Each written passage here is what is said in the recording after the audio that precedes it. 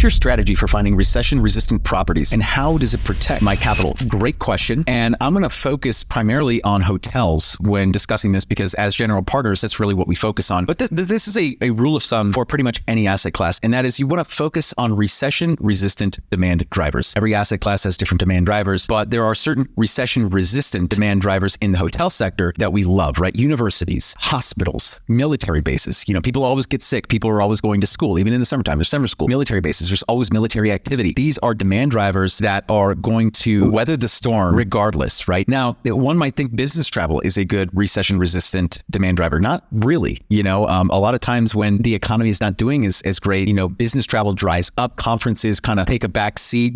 They don't spend as much money. They don't go to the Las Vegases, right? They might go to a Midwest town, or they might skip the conference this year, whatever. So there's so many different philosophies. People thinking, oh, I want to invest in this one at this hotel because it's got, it's right next to the water. Well, guess what? Leisure travel is one of the first things to dry up during a recession. And so, picking an asset that has demand drivers that are inconsistent during recessionary periods, those are the ones that, if you're focused on recession-resistant assets, that you stay away from. At the end of the day, we want to be investing into properties that have a multitude of demand drivers. And we want to make sure that some of the demand drivers, some of the primary demand drivers that are feeding into that asset, into that hotel, are demand drivers that are recession resistant. Doesn't mean that we can't have a property that has a decent amount of leisure travel feeding into the property, but we should also have a really solid base of recession resistant demand drivers that feed into that hotel as well.